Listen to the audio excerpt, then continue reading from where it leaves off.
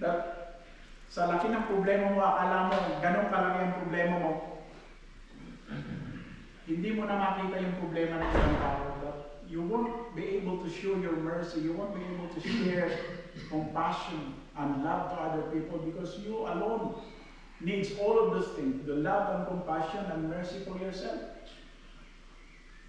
No?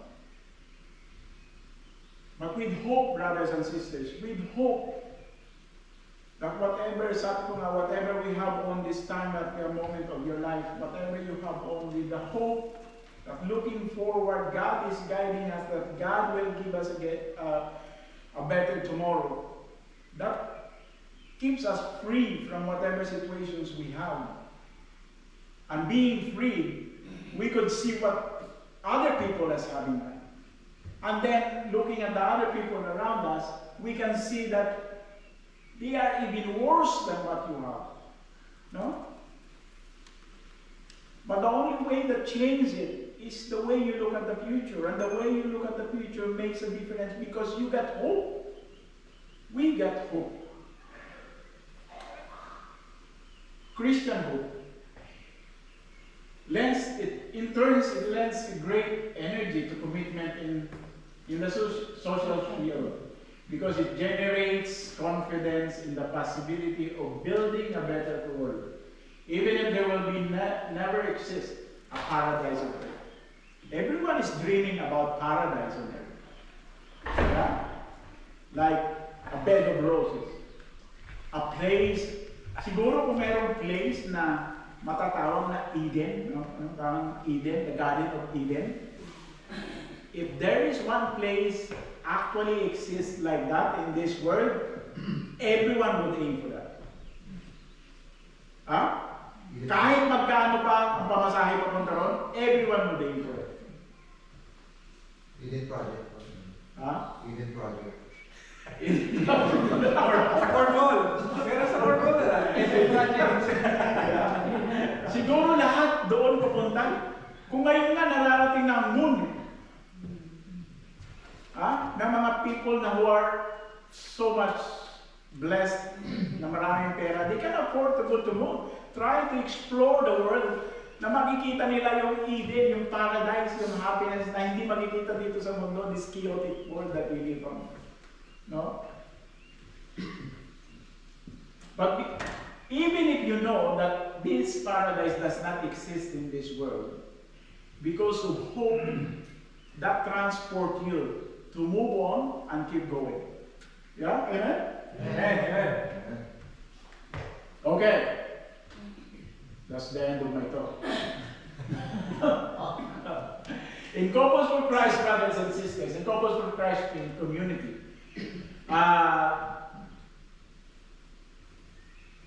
response is answering the cry of the poor. Who's familiar with this? Answering the cry of the poor. First time. First time to hear? Well, let me elaborate this. Let me elaborate this, unquote, this said, unquote, okay? Our vision is families in the Holy Spirit sharing God's transforming love with the poor. Mission, answering the cry of the poor. And the expanded mission statement is, we foster an environment of caring and sharing in the societies where we are present. We engage in a widening network of partners to achieve a social justice and total Christian liberation. We help to ensure the dignity of the poor. We're caring and sharing. Ha? Naintindihan niyo na ako? Yeah. Opo. Malinaw ba? Malinaw ba? Ano bang ginagawa nitong angko? Ano bang ginagawa nitong angko? Sisme, basa. Bakit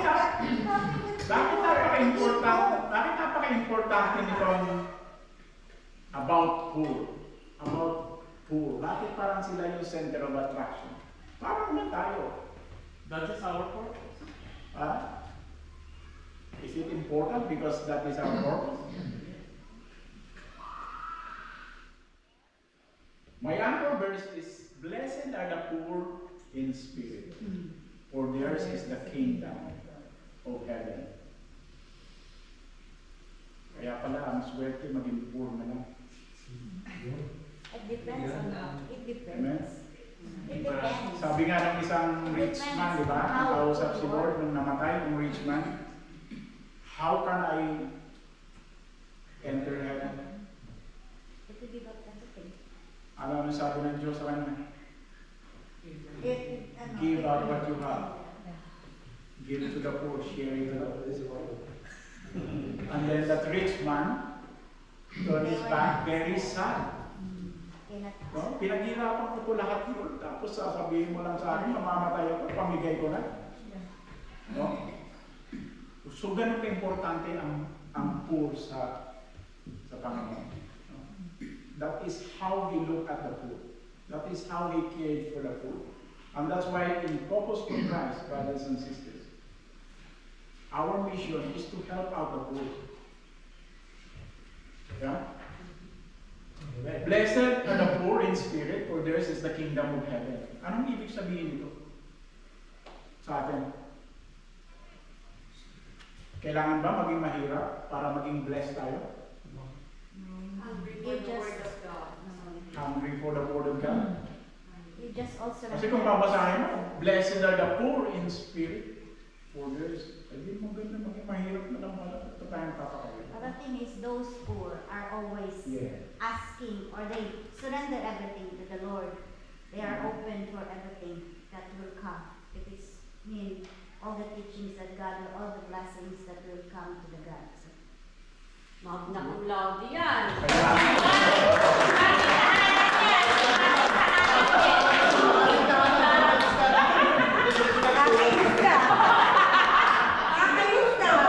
May maraming attendance sa ating tahanan dito ngayon, bro. May jacket kanina. Grabe na yung exciting ako. Exciting ako dun. Hindi kasi ang tutos-tutos, aming daanan, magaling sa mga ganyan. Kaya kami mga hindi sumasagot ang may jacket dapat. Kami yung mga poor. Kami yung mga poor. Kami naman mga best naman, tama nga talaga kasi yung mga mayayaman, there's no need of praying na. Because all of them, nandun na, kami mga poor talaga is, yung like praying time, you know, I'm not saying that marami sa aming mayayaman nun, mga politician, but you know, ni isang ano, hindi sila nag-donate sa church pa, which maybe pa yung nasa middle level, nagbibigay pa. Amen. Well, ito yung takeaway ko, brothers and sisters. Blessed are the poor in spirit, for theirs is the kingdom of heaven. It does not particularly mean about material things, being poor in material things. He means those who recognize and accept their sinfulness and unrighteousness and cling to the Lord. Yeah? That is humility, brothers and sisters. If you recognize your sinfulness and unrighteousness, Lord, I am sinful, I am unrighteous, you are the poor. That is the poor. That is the poor. Being humble, ready to fall down on your knees, accept your sinfulness, your unrighteousness, and asking God to reach out His hand on you. No? Accepting that it's only God who can change your sinfulness, your weakness, your unrighteousness, and that you can do it only for yourself. Taking the full reliance to God, that it's only Him who can change it. That is, for me, is the poor in spirit. Blessed are those people who realize their personality like that, and cling on fully to God, that God, whatever I do, what mercy I'd like to share is, hindi pa rin eh. Whatever love I gave, it comes back to me that I needed it more rather than what I've given. God, I am not worthy of your love and your mercy because I am sinful. But I accept you, Lord, in my life. No, you change me. I cannot change myself. Sabi nga ni St. Paul, di ba? Why do I love doing what I don't love to do and I do not do what God wants me to do? Si St. Paul ang sabi niya. Because he is human and we are same as St. Paul. We are same as we are sinful. We are broken. We are unrighteous. But to be considered poor in spirit, you have to accept it. And you have to accept God trying to reach out to you. Cling unto Him. Have faith as the crucified and risen Savior, receiving His forgiveness and acknowledging His imputed righteousness in order to be born again and enter into the kingdom of God. Blessed are you if you feel inadequate and in dire needs of God's help.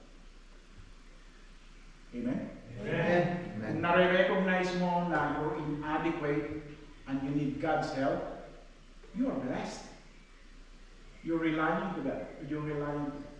But if you think you don't need God, if you think you are okay, you think you got a job, you got your family, you got your kids, and you think you are self-reliant, I think you need to realize yourself. Blessed are you if you do not conceal and deny your guilt, your failures, your sense of unworthiness, but rather accept it and confess them on loving God who is full of grace and mercy. I got a question, brothers and sisters. This is for each one of you to reflect on the questions. Ask this to yourself. Do I sense my own spiritual poverty and realize that I am wretched, pitful, poor, and blind outside of Jesus? Ulitin ko? Yes, po. Yes, please. Sorry, yung pag-pronounce ko kasi hindi maintindihan. Do I sense my own spiritual poverty? Do you? Do you sense your own personal poverty? Do you realize that you are wretched, pitiful, poor, and blind outside of Jesus? We are nothing. Yes. Amen. Amen. Okay. That's good to know, brothers and sisters. Do I see myself spiritually rich, self-sufficient, morally upright, and not in need of God's rescue and provision? No. Tama, ang gagaling, nag-aaral. Now this is the last question. Do I have an attitude of a tax collector? In Luke chapter 18, verse 14. What is the tax collector's attitude? Crying out, God, be merciful to me, I am a sinner. Or are you a Pharisee standing in confidence in your own righteousness, looking down on everyone else? Tax collector. Which one are you? Tax collector. Tax collector. Amen. Mag-divine mercy muna tayo.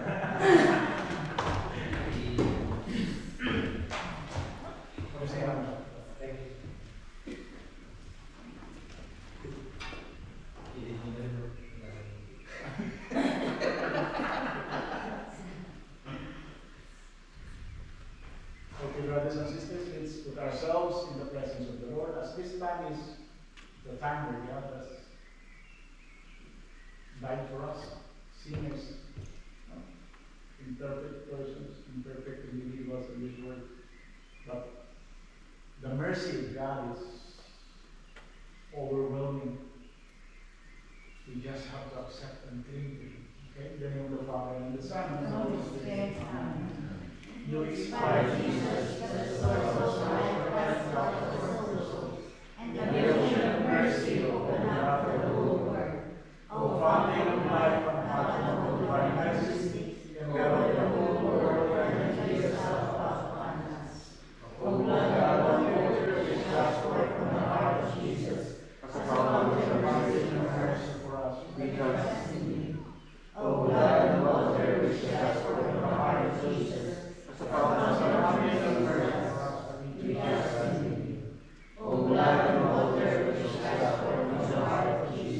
of the blood of our Lord Jesus Christ, we trust in you. Holy God, Holy Mighty One, Holy Immortal One, have mercy on us and the whole world. Holy God, Holy Mighty One, Holy Immortal One, have mercy on us and the whole world. Holy God, Holy Mighty One, Holy Immortal One, have mercy on us and the whole world. Jesus, King of mercy, we trust in you. Jesus, King of mercy, we trust in you. Jesus, King of mercy, we trust in you.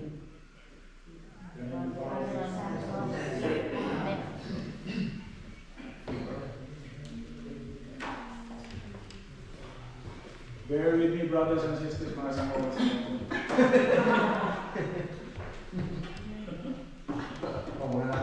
Ha?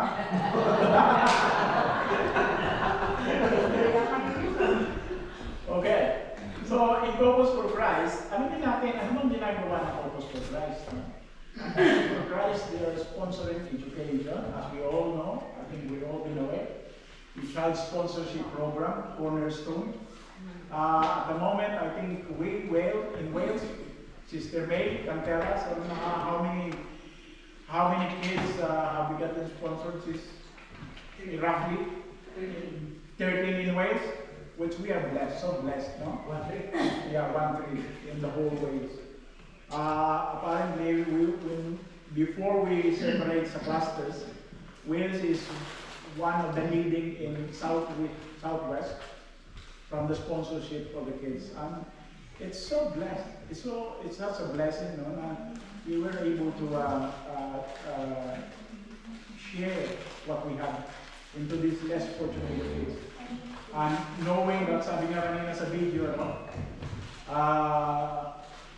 yung sabi ng isang bata, they will strive their best, and whatever they receive, whatever they got, being sponsored, they also would like to sponsor because na-experience nila yung gano'n. Community development, meron tayong shelter, livelihood, and health.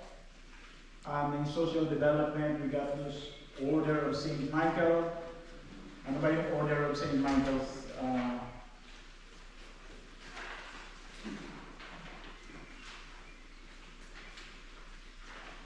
Order of St. Michael is a program of uniformed military personnel. We got a migrant programs. This is a program for migrants and their families left behind.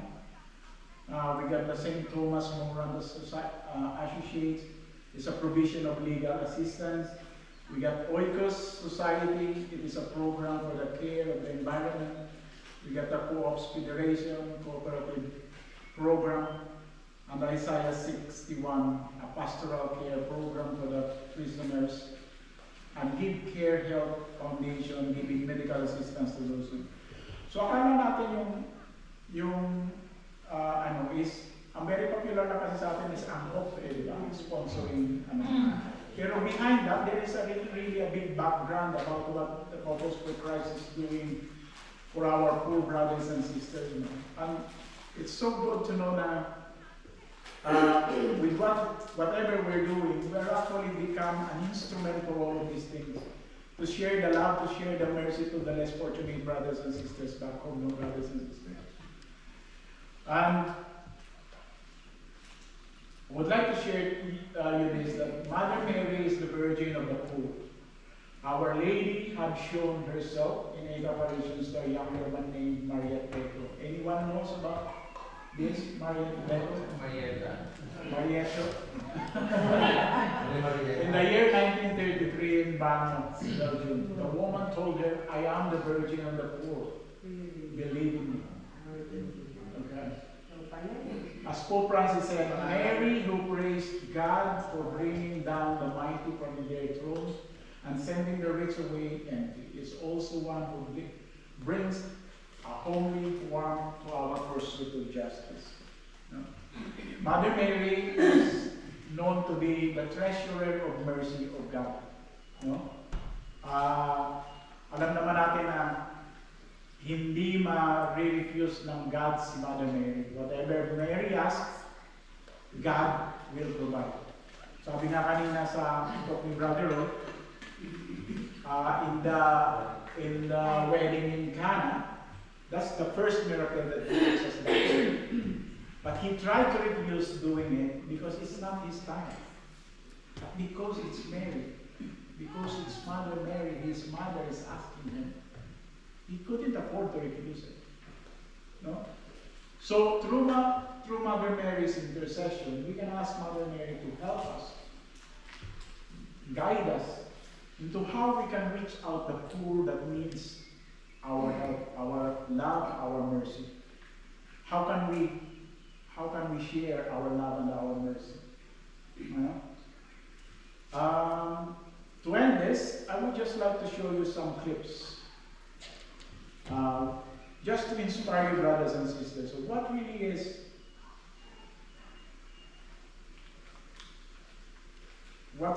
is the background in Angkor? I actually found these clips while I was reviewing my talk. Do not withhold good from those to whom it is due, when it is in your power to act. If you help the poor, you are lending to the Lord, and He will repay you. At alam mo naman kung paano magbayad ng Diyos. Siksik, liglig, umaakang, di ba? So whatever you give, don't think you're losing it, because God will replace it more than what you have given. Medyo malabo, brothers and sisters, but this is done for global work. Actually, it's not updated, no? From 2011 hanggang 2020 lang to, ang census. So the trend is rising about people trying to help and trying to be of hand to the Angkor. And this is the educational sponsorship program all over the world from 2010 to 2021. From 2000, it reached up to 13,447 sponsorships. Okay? Nung makita ko to, it was not actually a part of my thing, but I said, I think I need to show it to you, brothers and sisters. It's so inspiring that it's not, akala natin ngayon tayo, we're talking about this, but there's a lot of people around the world who's actually into it so much. Meron tayo mobile training. Meron sa UAE, KSA, Qatar, USA, Metro Manila, and Oman. And the CFC's Angkor strategic plan is to double the number of scholars in 5 years' time. So 15% per year average increase. No? Meron tayong cornerstone. Cornerstone, brothers and sisters, this is more on primary and secondary, wherein some CFCs is sponsored to mag-tutor sa mga na iwanan sa klase ang do it through the CFCs. Community development, brothers and sisters, in 53 sites. No? You look at this, from 2010, 2015, that's 1,944. And it's increasingly, up to 2021, the total becomes 3,081. It's very amazing. No? This is another Angkor project in Tarlac. There's a 280 houses with chapel, with cooperative store, covered basketball court. With a budget of Is that correct? 230 million? yeah. Budget. Yeah. But that is outdated, brothers and sisters, as I said. I just seen it. This is January 22, actually.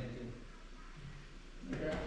In South Centerville, with a budget of 230 again, 300 homes with chapel, cooperative store. In Silay City, Bacolod City, in Iloilo. I don't know if Sister Maria is aware about it. Yeah.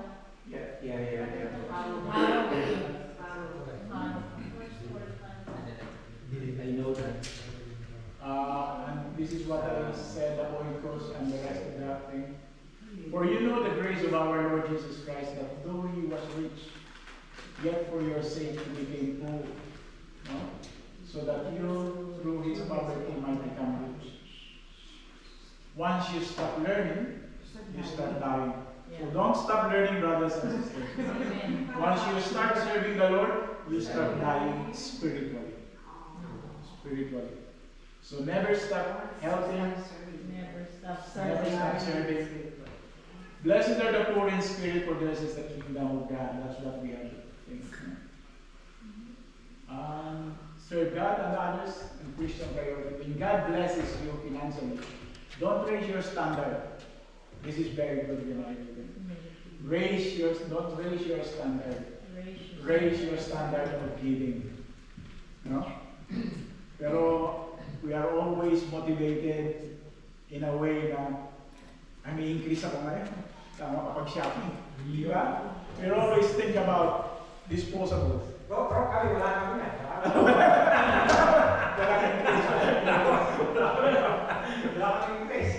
The greatest display of strength and character in life comes at the time when you are able to help someone else while you are going through your own storm.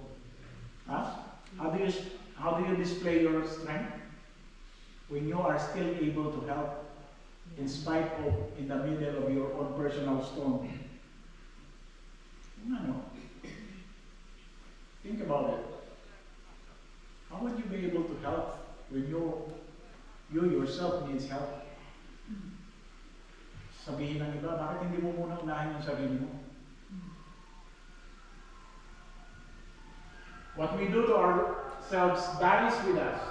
What we do to others in the world remains and is immortal. Totoo? What you do to yourself, you'll die with it anyway. But what you do to these brothers, it would reciprocate. It would transform. It would be passed on to another generation and another generation.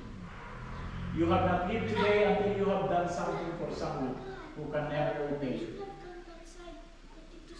For many are called, but few are chosen.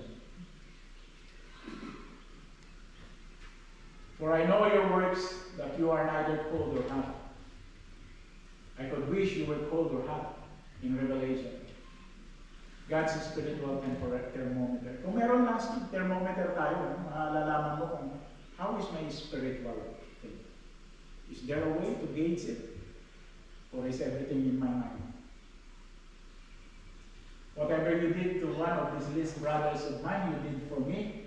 And whatever you did not do for one of these brothers, you did not do for me.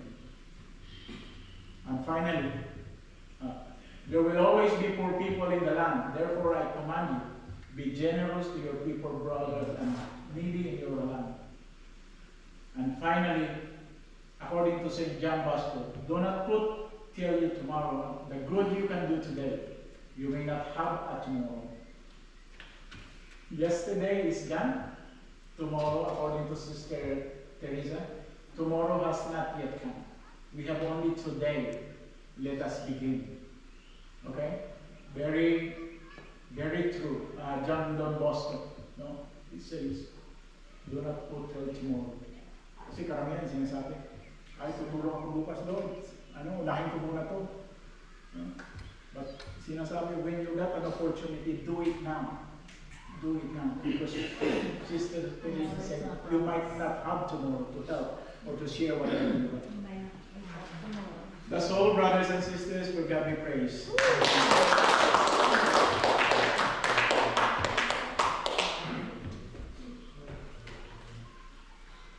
Wala po akong share. So, paano nyo titingnan ang sarili nyo na makasalanan kayo, na hindi kayo mapapatawad ng Diyos, that we are sinners, that we sin every day, wherein God is waiting for us, offering the ocean of mercy for all of us. He is always ready to pour His merciful, compassionate love for us. to help us in time of need. So kung ano man ang pinagdadaanan ninyo, brothers and sisters, kung akala niyo wala ng kawalan, kung akala niyo we are imprisoned to the situations that we are on at the moment, yung kahirapan, yung problema sa buhay, yung problema sa asawa, yung problema sa mga anak, kung akala ninyo you are imprisoned to that, and there's no hope, then I'm telling you, brothers and sisters, there is hope with God. Amen. Amen? Amen. According to St. John Paul, he wrote in Misericordia, mercy is the greatest of the attributes of God. Ano ba ang mga attributes of God? Alam nyo? Ano mga karakteristik ng God? Ha? Healer, redeemer, forgiver, provider. He is holy, omnipotent, love, no? Ang daming attributes by God. He is everything that you can ever imagine, no? Omniscience, it is the property of possessing maximal knowledge. God is just. When we talk about God, because He is holy, He sets the ultimate standard. So, ang daming attributes ng God, no? And John Paul is saying in the Misericordia that mercy is the greatest attribute of God. Mercy and love is the greatest attribute of God. So, you know how to love, yeah? You know how to love? Does everybody know how to love? Yes. We fall in love once, They fall in love with me. fast, no? And we continue loving. Fall in love again. We try to fall in love again. We've been in love, we know how to love, we experience love, we fall in love, and we Die for love. fall out of love. But we learn to fall in love again, no? And then we got kids, and then we love our kids, we love our wife, we love our kids, and then having kids, we try to learn more about love. Because out of our love between you and your wife creates the love that God has given to us, your children, no? And having children, brothers and sisters, make us able to reflect on how God loves us. Paano? Having kids, how do you realize how God loves us? Because being parents, brothers and sisters, we realize how God is like for us. Amen? Amen. Kung nararamdaman natin yung nararamdaman natin sa mga anak natin, doblein mo 200% the way God looked for us. Amen? Amen. May sakit ang anak mo? Nag-aalala ka? Hindi ba ganun din ang nararamdaman ng Diyos for us? May sakit ka? The God worries about you. And He wants to heal you. He wants to extend His hands to you. No? May problema yung anak mo? Problema mo rin. Ganon din ang Diyos. Because of His love and His mercy for us. Because we are children of God. Sino hindi rito children of God? Ha? Meron ba dito hindi children of God? Pag meron, grabe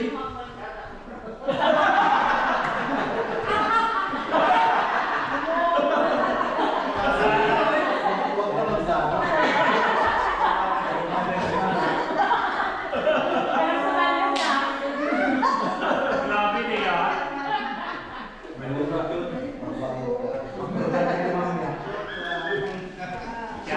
From St. John Paul as Misericordia, mercy is the greatest attribute of God. So, can that be our attribute as well? For as long as we know how to love, for as long as we know how to care, we also need to show mercy. Yeah? And with God's love and mercy, anong response natin? How can we respond to that? With God's love and mercy. He's giving us love. He's giving us mercy. How do we respond? You need to be humble. You need to be humble. We need to Be humble. Love and mercy. Give love as well. we give love. Yeah. Be merciful. Be merciful. More loving, more merciful, and we need to share. Because sabi nga nila, whatever God has given you, it's not for you alone. It is meant to be shared. Amen? It needs to be shared. So kung anong meron ka ngayon, don't treasure it too much.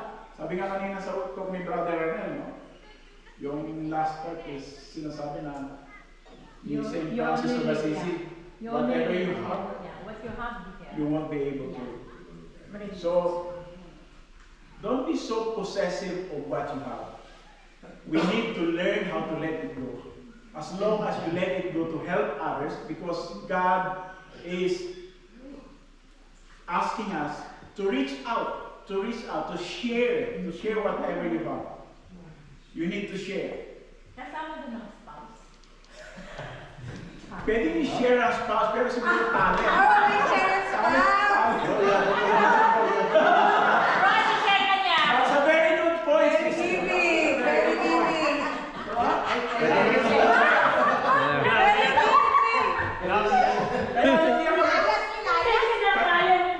Kaya hindi ako nagtataka. Minsan talaga may nagsishare, di ba? Totoo. Di ba? Pero I would say, those people who are sharing their husband or maybe they're not Christian. They don't understand it. Huh? Don't get me wrong out of this, brothers and sisters. Okay. They probably misinterpreted how to share and what to share. Dangerous opposition.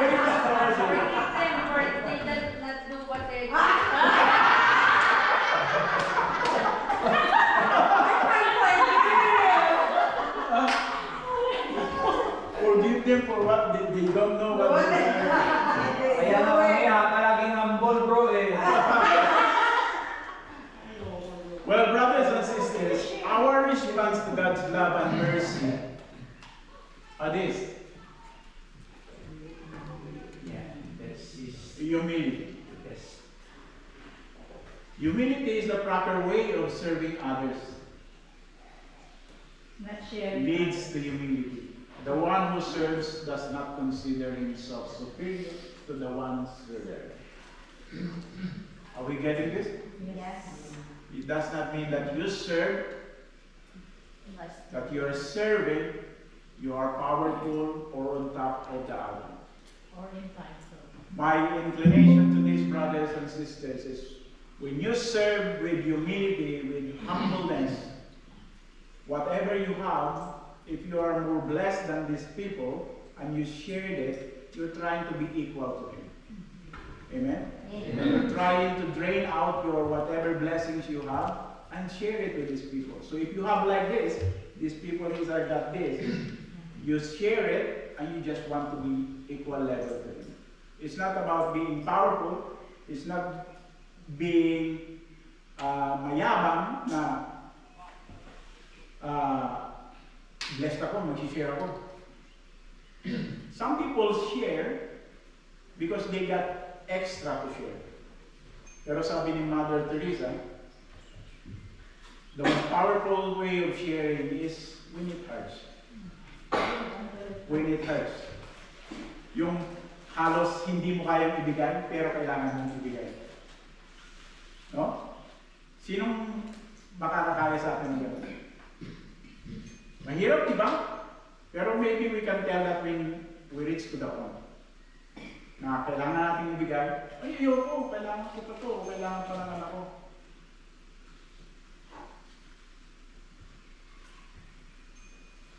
So that is humility, brothers and sisters. Because giving, sharing, loving, you cannot give it Maraming nakakagawa ng ganito, no? Maraming nakakapag-share. Sa election, maraming nag-share. maraming nagbibigay. Di ba? Make sure lang nakalista ka. Totoo. Di ba? Madali kayo magbigay basta meron. 800 sa Iloilo. Ito, 800 sa iyo. Mura lang. Pero, maliit. Kami, 4K. Pero is this the right way of giving, brothers Hindi and pa sisters? nakalubahay. This is the giving of merong kapalit, eh, no? Yeah. Huh? I'll give because I know I can get it back. Yeah. Yeah. 100 times or maybe 1,000 times more. So I'm ready to give. But the teaching here, brothers and sisters, is to give, to humbly share as to what you have. Lowliness. What is lowliness? Lowliness for those who are in position to help others realize that in doing so, they themselves receive help. Being able to help others is no merit of achievement of their own. This duty is a grace. Amen. Amen.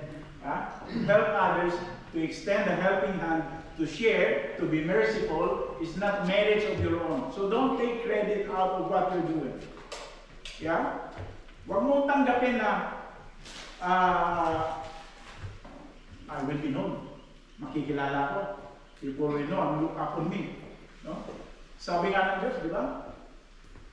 Whatever your right hand has done, don't show it to your left, because when your left is done, then you are already paid off. No? Whatever you've done to the least of this brother, and you shout it out, you are already paid off with the lahat ng papuri na natanggap mo. Okay? So don't take it as a merit. Take it as a grace that needs to be shared. Kailangan anonymous, no? Sorry? Kailangan anonymous. Kailangan anonymous. You don't need to shout it out. Huh? Faith and trust in God's providence. We are only instruments in the Lord's hands. And this knowledge frees us from the presumption of thinking that we are alone and personally responsible for building a better world. We are only an instrument by God. Ginagamit ka ng Diyos. Paano kung lahat pala ng blessing na dumarating sa iyo is a blessing that God wants to hold on you and to share it with you. And without you knowing, akala mo, ay, mabait kasi ako, kaya ako blinis ng Lord. Kailangan ano to, ay i-manifest ko sa sarili ko, sa pamilya ko. No? But I think you're getting it wrong, brothers and sisters. You are just an instrument by God. Pinagkatiwalaan ka niyan, let it go. No? Share it. Let it go. Basta mag-iingat sa mga may share, no? Be careful. Be careful on what you're sharing. The next response we can do is love, a distinguishing mark of Christ's disciples. The loftiest and the most noble form of relationship possible between human beings. Noble, a very noble way.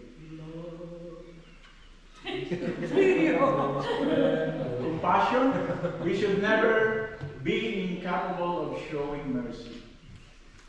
There is no time in our life that we should be incapable of doing or showing or sharing mercy. Towards those who suffer, our hearts should never be so wrapped up in our affairs and problems that they fail to hear the cry of the poor. The cry of the poor. Minsan we are so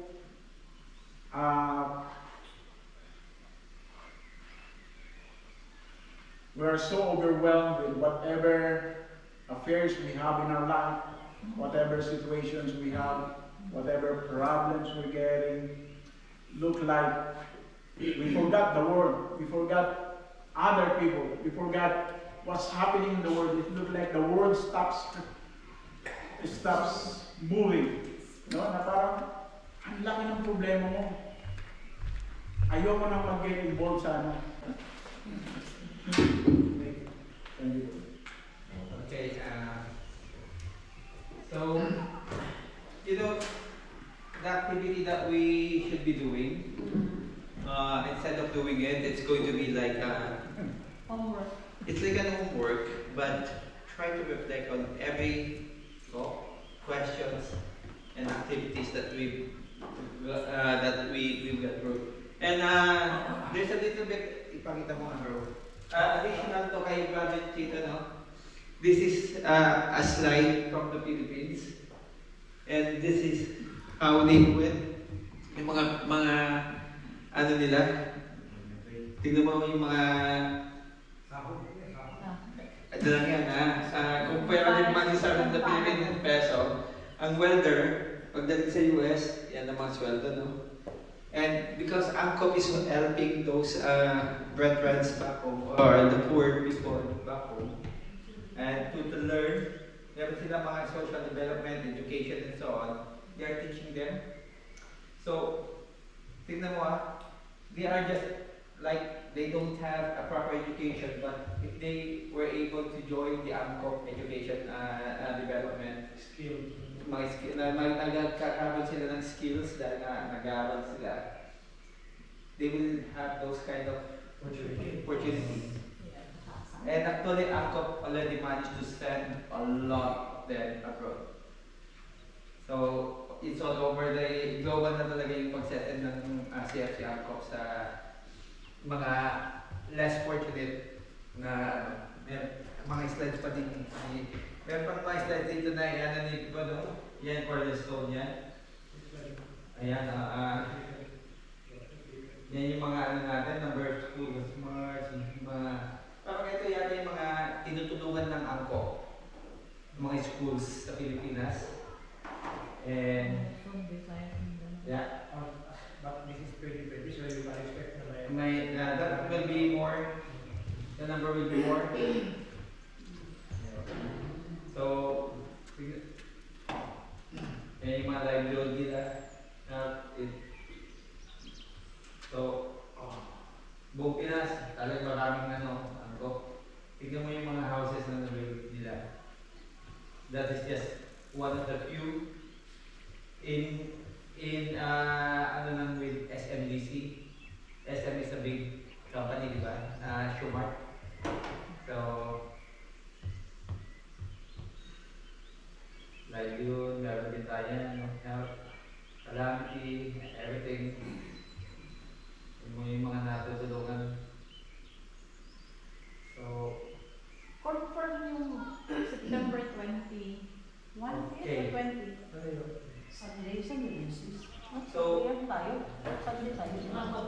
Okay. 21. So, ang gawin na lang po natin, no more activities, but please, na lang po yung, just reflect on your own. If you can include your family, to reflect on everything, the mga questions, and so on. 20 ang AMCOP. Another one is, our AMCOP coordinators is May. Are you able to come forward, please? 20 tayo. Tapos 21 ang CLC.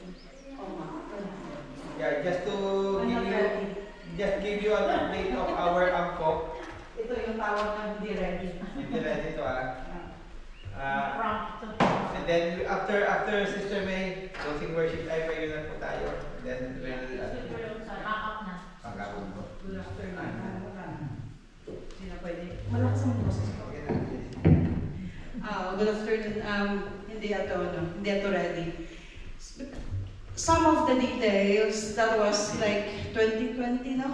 So hindi pa siguro. Hopefully before during our AMCOP walk on September 20, we might have the real story of this year now, because we have a new AMCOP head, Sis Jenny and Bro Manny. So we probably have soon our conference or our training for the AMCOP ambassadors with the head. We're still not allowed to collect yung For- sponsor. A sponsor for what? Yung sa AMCOP walk. Usually, because we don't have the I time. think probably after the training, we probably all ask of that, because parang everything now is a new ambassadors. So ang daming questions. But at the moment, the school year, yung last year school year, kasi na-behind yung ibang sponsors, especially Wales, na-behind yung sponsors ng mga bayad sa students. So, the ANCOP, our savings ANCOP, sila na yung nagbayad ng school. So, bayad na yung school year 2024-25. So now, but yung mga sponsor, because they are committed, this is a commitment, hindi yung pwede ngayon, pwede bukas. So, they encouraging, so please continue your direct debit. At meron na yung ibang gagraduate na ng university. One of the sponsor of Sis Bridget and Bro Arnel, they already, and Sis Weng and Bro, graduate na ng college. Hey. So we're waiting for the letter. I don't know, probably I'm gonna ask Sis Jenny about it kasi for sure may letter sila for the sponsor to take. So we have one already graduate from the sponsor from Wales area. So thanks God for that. And ano na sila ngayon sa July. There's another coming. Ang daming mga bata na nag-need ng sponsor at the moment. Please share your blessings as Bro Chito said. And maganda kasi iba yung nag-sponsor tayo sa relatives natin. I am also sponsoring sa mga relatives. Dahil kilala kayo, kasi auntie kayo, tita kayo, nasa abroad kayo, iba pa rin yung pakiramdam na anonymous kayo ni sponsor. You know, by spirit, I know you're not expecting anything, but iba yung pakiramdam na may pamilyang hindi ka kilala, hindi mo sila kilala, but they're praying for you. Ibang-ibang At the moment, we have some sort of, my problem, I will share it personally, Kasi nung napasa to sa akin, kami ni Bro Ray, ang daming problema kasi merong hindi nasabihan na yung scholar nila going to college. Kasi dapat elementary lang o ano. So, nangyayari kasi elementary and high school is 230. Ano lang naman yan? One night lang naman yan ng agency. Diba? And you're helping already the children for the whole year. And then yung iba, yung nag-college na, nagiging 460. So, nung naipasa sa akin, kasi I feel it in a way, kasi yung mga anak ko way back long time ago, hindi pa kami sa UK, ganyan kami. Tumulong ako, hindi dahil sobra-sobra kami, tumulong ako because I've been there. Umiiyak yung mga anak ko, gusto kahit walang pamasahin, naglakad 30 minutes, basta lang makapag-aral. 50 sa buong classroom, sa isang chair, 4 sila, 1 libro lang ang isi-share nila. I was one of that, parang napakasakit na hindi mo akalain na makashare ka. So, 3 ang nag-give up in a way kasi hindi nila kaya ang 460. So, I was so thankful that opportunity, God makes always a way, na instead na, kasi sabi ng mga sponsors na paano yan, hindi ko kaya ang 460. So, at the end, wala akong sponsor in a way, kasi bago lang. At the end, meron akong 3. Nisi-share ko para hindi mag-stop, kasi college na yun eh. Kawawa naman kasi, so, to continue the scholar, hindi, nakihati ako. Sabi ko, okay, para hindi kasi ang gusto lang nila 230. Kasi yun lang. Kasi hindi napasa, nag-graduate, hindi napagsabihan in a way. So I said, okay, I'll share this one. And the other one said, Sis May, 230 lang kasi hindi ko alam na magkakalis na para yung ko. Okay, if continue the 230s, at the end, I have 3 shared. So sabi ko, Lord, isang shift lang naman yan. Isang light lang yan. Tutulugan ko lang naman yan. But I know, ito yung na makatulong ka. Isang shift mo, isang tulugan mo lang. Isang year mo lang. Hindi mo inaasahan na that whole family will pray for you and thank you no matter what. So, yun lang. Coming July, ang daming nangangailangan ngayon ng ng sponsor, umiiyak yung mga parents na sana may mga madamdaming puso pa rin na open your heart. Kasi ang daming intelihento, ang daming ng mga bata natin, pero hindi nabigyan ng pag-aaral dahil walang nag-share. So hopefully, this one will touch your heart. So, thank you. Do you know why Father Tito doesn't have any sharer? It's because he's will be the sharer. Okay? Okay, Sister. Big clap naman kay Sister. Tatlong sponsor. Ka-college ka lahat. Saan ka pa? Tatlong college? Wow. Okay. Sana all, no? Ganun tayo. Sponsor na si Sis. Oh, sis, ano rin, Ivy, Oh.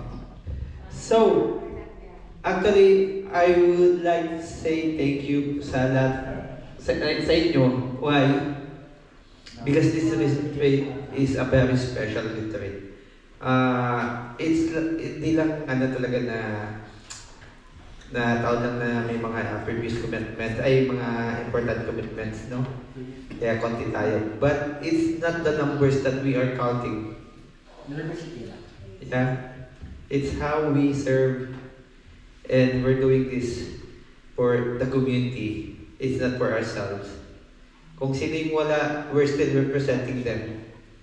Just bear in mind na we are one big family.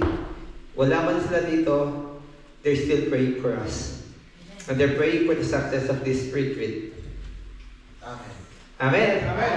Okay, to end our MWPR retreat, I'm going to call our closing prayer leader, no other than our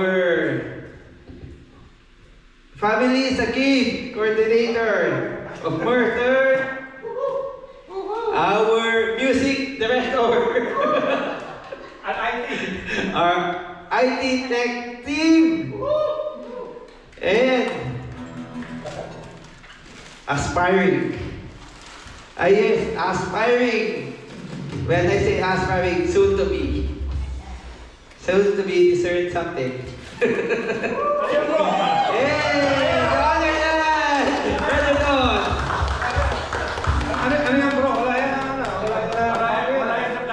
Thank you very much. I would like to start our closing prayer by sharing two brief stories. One is personal and one is like a personal experience. So the first one is few months ago, maybe a couple months ago. Kilala niyo naman yung anak ko, di ba si Seb? Medyo skinny. And every day I will nag him to say, you have to eat exercise because I don't like you looking skinny. And one day, or one night, Grace told me, bakit pet ka rin naman dati noon Sabi ko, well, that's different because payat ako noon is because may hirap kami, wala kami makain. That's true. It's partially true, but the difference now is like si Sam, nandiyan yung pagkain. Ang problema, ayaw yung makain. Sa amin naman sa probinsya, I'm from Bicol, in case hindi nyo alam. Mahirap ang buhay sa pinaka-southern part ng Bicol, which is the parallel or closer to the Visaya, like Samar, like alam niyo, di ba? Yan ang mga one of the poorest na region.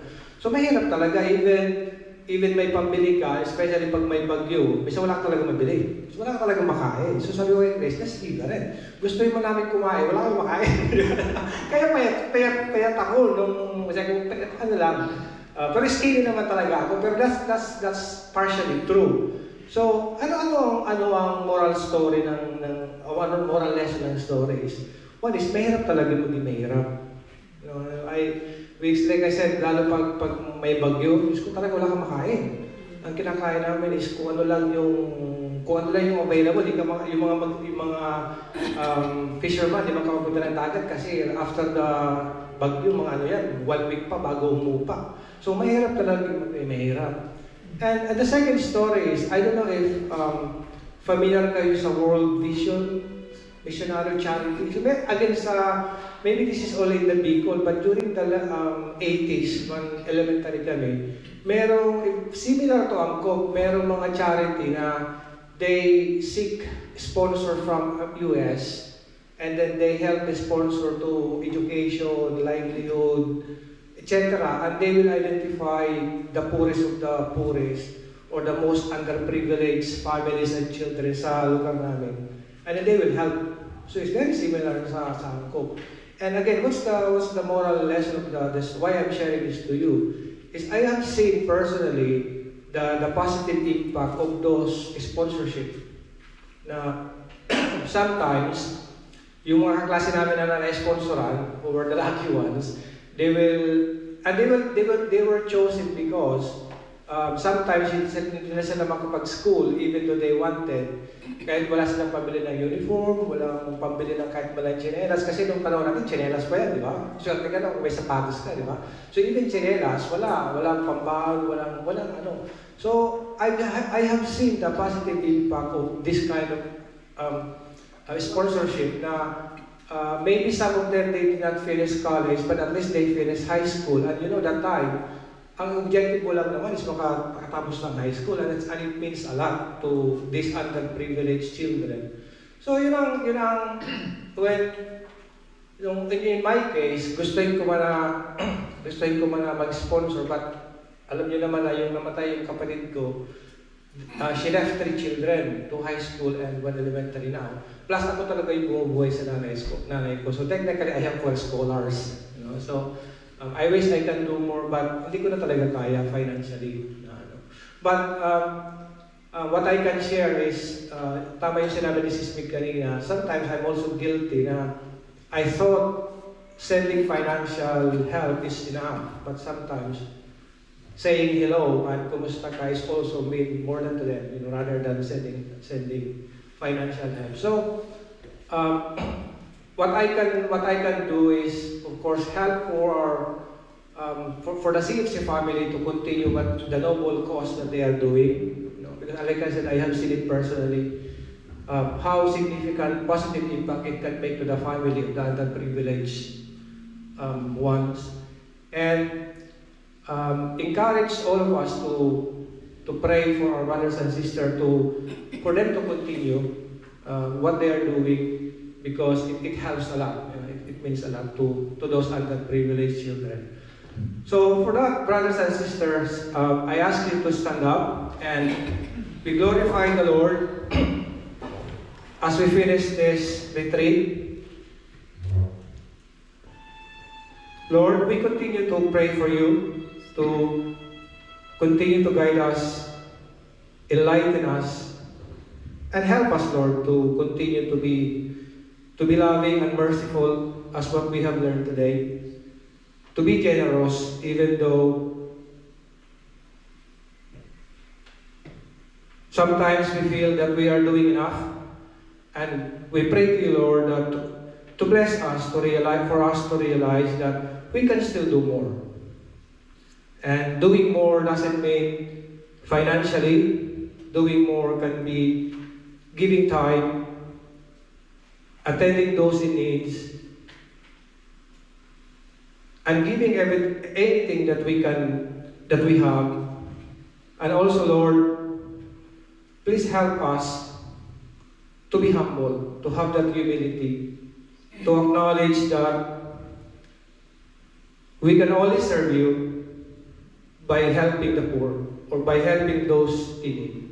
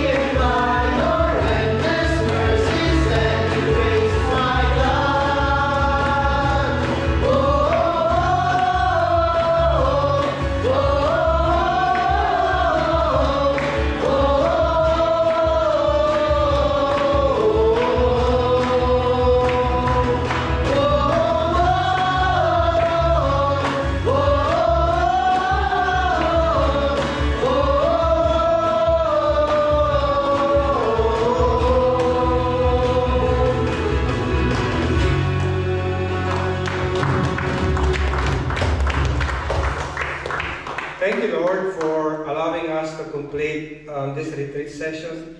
Thank you, Lord, again for bringing us together today. Despite our busy schedules and other priorities, you allowed us to get together today to glorify you, to learn more about being merciful and how to love one another, and especially look after those in need. Lord, as we leave this place, please continue to protect us. Please also, Lord, continue to bless us, guide us, enlighten us, so that we can continue to serve you, Lord, glorify you by serving those people in need and helping those others.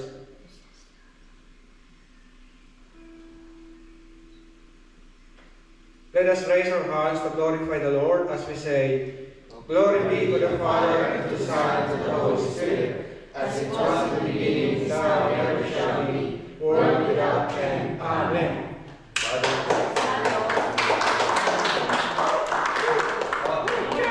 Alam niyo na, no? Picture tayo, no?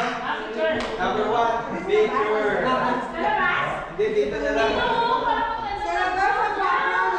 Ah, ganyan?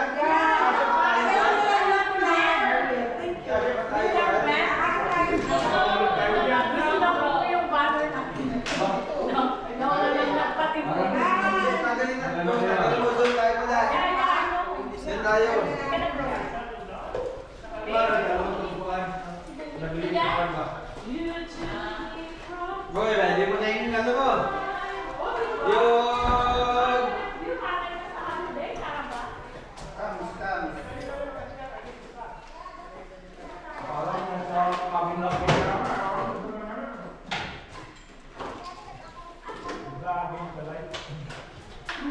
Di ba?